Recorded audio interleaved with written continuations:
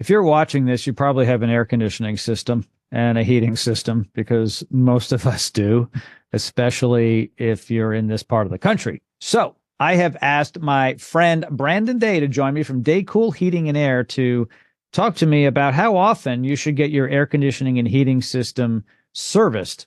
Hey, Brandon, how you doing? Hey, how are you? I am doing well. Thank you so much for asking. So some people don't get their system serviced, their air conditioning and heating system, much like some people have a car and they never get their oil changed. I Some like those people, people. yeah.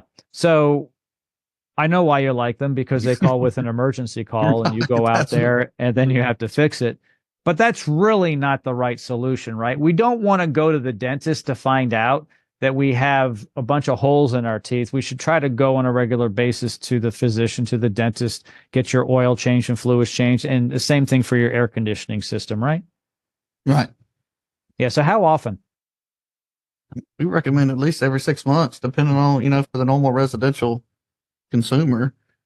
There's certain situations where you might need to do it quarterly. Mm-hmm. You need to change your filter more often than that. But as far as checking everything out, like we have our 247 club where everything's automated. They text you and it calls you. You don't have to worry with anything, but it's every 6 months. We have certain clubs, businesses, people that have a lot of foot traffic through their home, or what have you, want to change filters often or have everything checked more often. So that is just a want, maybe, depending on how much your doors are open or this, that, and the other, sucking in dust in the home. But at minimum, we check all the stuff every 6 months. Try to kind of like going to Jiffy Lube. When Mm-hmm. you get everything checked, we do a physical of the system so we can try to find something that might be an issue for you before it is an issue, and you're caught with your pants down with a big repair. Yeah. And for all of you who are watching this and listening to this, it's generally a fall and a spring. And Yeah, you can put it on your calendar, but at Daycool, they can put you on a calendar as well and get you scheduled on a regular basis. What's nice about having you guys come out twice a year is that if on one of those checks you see there's an issue, you can then get it remedied at that point. So on the hottest day in August, you don't have a failure or is likely to have a failure because you guys already maybe saw it in the springtime and you right. actually addressed it then. There shouldn't be surprises. Now, every once in a while, there's going to be because you just don't know. It's kind of like a human where you go to the doctor for your checkup and you have a stroke and drop dead. It can happen, right? So anything could break at any point in Yeah. time. But if you maintain things on a regular basis, you can see some stuff coming. And one of the things is people may not realize that the refrigerant has dropped a little bit and you can charge that up. And if you're charging it up, there's probably a problem, right? It's Especially if you have to definitely a do it. problem. Yeah. Definitely. That was going to So be a good example that I gave you. Is in winter, we still check for refrigerant leaks mhm. so that we can tell you before comes summer and customers calling us going, why didn't you tell me that this was an issue when you were last here? But a lot of people don't even check the cooling systems in the heating season.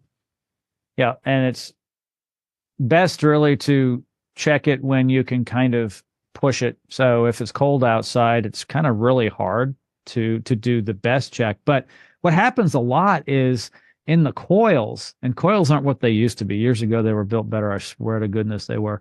And you get these pinholes. That's often where the problem's going to be. Yep. And it's not always a huge problem. Sometimes you know real quick that you got a problem. Other times it's like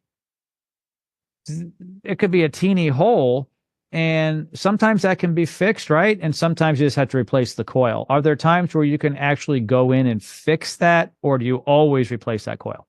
Pretty rare that you can nowadays, between the Yeah. tubes being super thin or aluminum. You're not going to solder aluminum. But typically, like an evaporator coil, you just replace it. If it's a condenser coil and it's copper, you kind of can get in there and do it. But usually, when the system's to that point, it's sometimes not worth the expense of trying to repair it. Yeah, the evaporator coils, I really don't think are built as well as they used to, and they seem to fail a lot, and they're not that inexpensive, but it's a pretty easy repair. You just take the whole Mhm. thing out and it's done. You put a new one in. It just seems like a big piece of the unit that has to be taken out and replaced. It's too bad they fail so much, but that's often where the failure is.